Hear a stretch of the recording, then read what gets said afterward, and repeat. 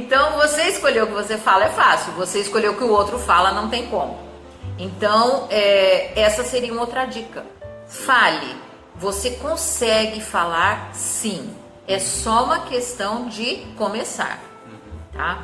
E para isso, você precisa ter o quê? Vocabulário. Sim, Essa então seria a terceira ou a segunda dica. Terceira dica. Né? Então, vocabulário. Quanto mais palavras da língua que você estiver aprendendo, você souber, mais você vai conseguir falar, você vai conseguir formular frases e mais você vai conseguir entender. Exatamente. Certo? Por quê? A pessoa vai falar alguma coisa e você reconhece aquela palavra e você entende. Então, são dicas combináveis. Então, você combina não ter vergonha, falar mesmo sem ter medo de falar as palavras e fazer uma combinação de vocabulários que você conheça. Qual seria uma próxima dica, Cláudia? A próxima dica é você ouvir. Quanto mais você ouve, mais o seu ouvido acostuma. O inglês é um som diferente do que a gente está habituado. Sim. Né? Quando a gente viaja, se você fala uma outra língua, se você fala espanhol, ou se você fala russo, se você viajar para aquele país de origem, a hora que você chega, você fala, nossa, não estou entendendo nada. Alguns minutos depois, o seu ouvido vai acostumando.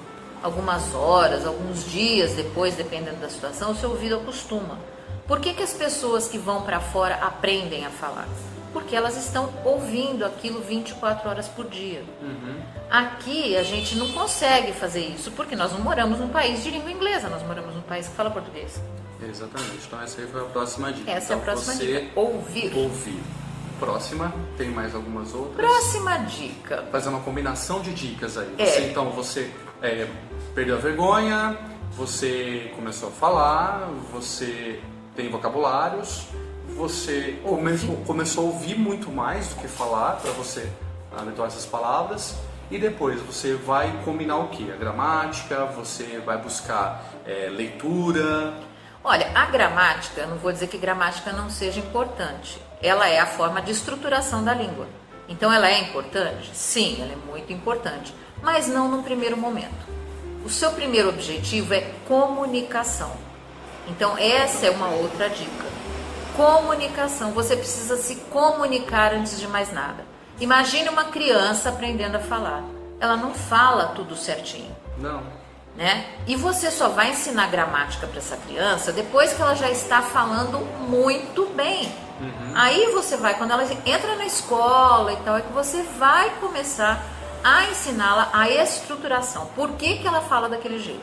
Sim, no inglês é a mesma coisa. Que o adulto, né, ele tem muito receio com relação aos erros. O medo de errar faz com que o adulto, quando ele aprende qualquer outra coisa, na verdade, não precisa ser só o idioma, ele acaba tendo medo de errar, e pelo medo de errar ele não faz.